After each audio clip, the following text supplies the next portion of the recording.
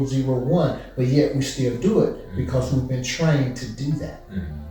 And it's been the same way spiritually. So when you as an individual, like I'm coming to realize that at freaking 62, 63 years old, all that became a reality. I'm still a baby in terms of how much stuff still is in here that I'm still trying to get out. But once you know truth, you got to start living truth. So with our kids, they can't understand at that level. That's why a lot of parents are trying to put their kids in private school now, because they're trying to get them out of the system. They know the system's not good, so they're trying to put them somewhere so they can really get reading, writing, arithmetic, So they're starting on the level that they understand, but it's much bigger than that.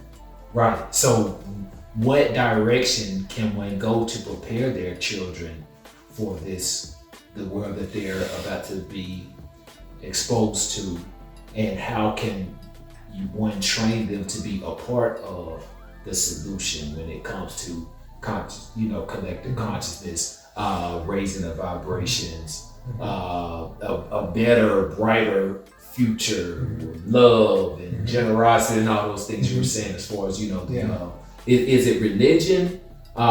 Is it just treating people good? Like what is it what direction would you steer people in? Okay, so I go back to say that I'm a spiritual person. I believe in God. I believe Jesus lived. I believe, I believe that there was a Krishna. There was all of those people. Right. And I believe, spiritually speaking, they taught mankind how to have a better world, which was love. Which was like you think love is over here. Then you get hate and greed and murder. Those things are not the opposite of love. It's the separation of love. So there is no opposite of love. If you're not loving, there is no opposite. So I think as a parent, you gotta accept yourself that spirituality is a real thing. You can't teach a child to be better if you don't understand what you're trying to teach them to be. So I think it starts with the parent has to understand what the things I'm saying, and not just understand, but they gotta search. You gotta go and search stuff. You can't just take a person's word. The stuff I'm saying now, don't take my word for it. If you unbelieve me, you cannot believe me just because you want to. But I guarantee you, if you search it, there'll be enough valid information to where you'll have to say, this is true. And then as a parent, you start unlearning in order to learn. Because you got to unlearn before you learn. I had to unlearn so much before I could grasp what I'm starting to grasp now. And I'm still so far away from it, but I think I got a direction now. Yeah. And children want to be led. They're looking for some kind of leadership. Right. Children, although they're disobedient, they really don't want to be.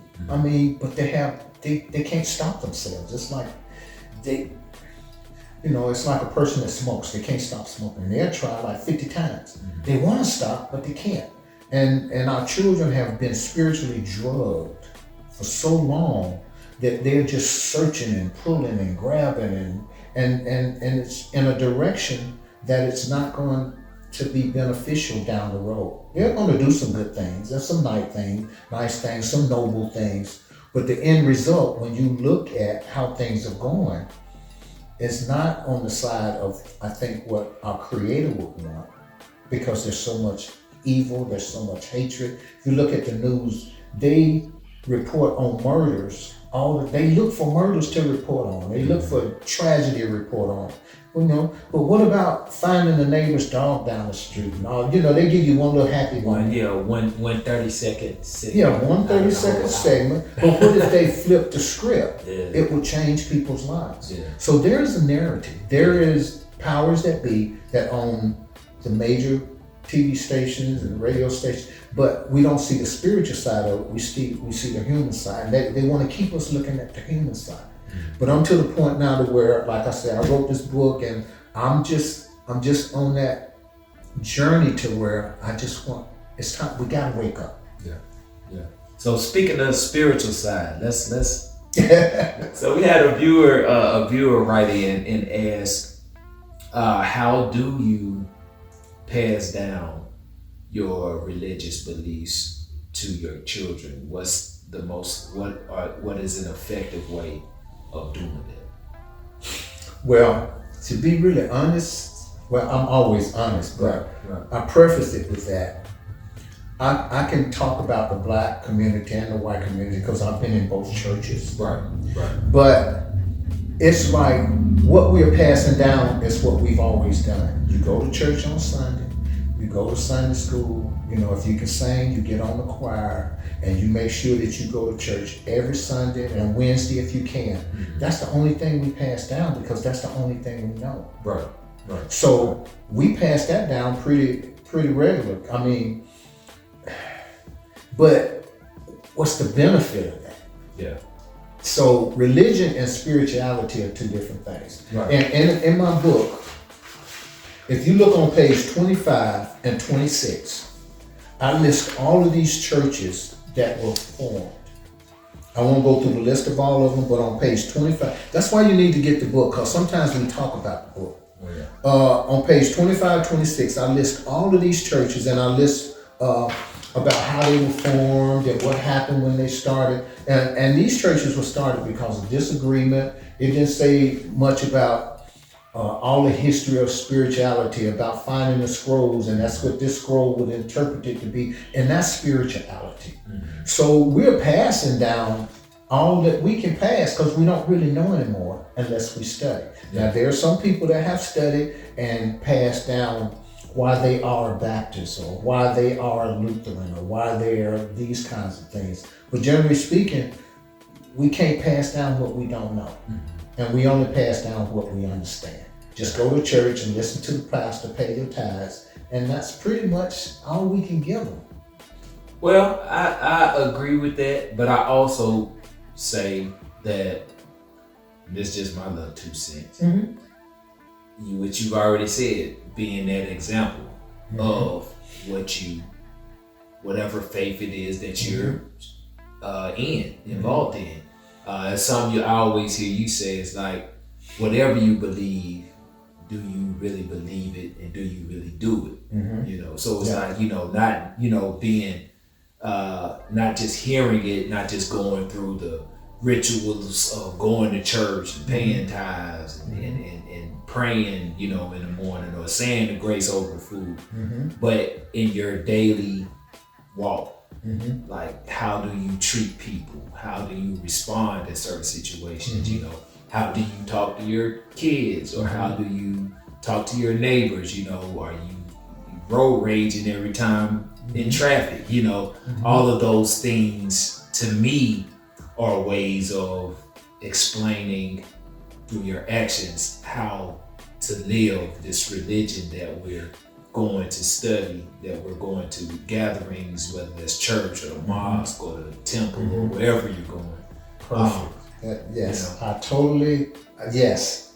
Yeah. Just the way that we live, and then we give credit to the faith that we have as to the reason why we do those things that you just mentioned. Mm-hmm. And then that way, you do pass it down because your children see you in uncomfortable situations or see you in good situations, and they see that in every situation you handle it a certain way because of that faith. Oh, yeah, definitely, I believe that. So one more thing, like, okay, you have, when you're talking about being that example to your kids, and even going back to what we were just talking about, where we're talking about just how there's so many religions, so many agendas, mm-hmm. so many things that are being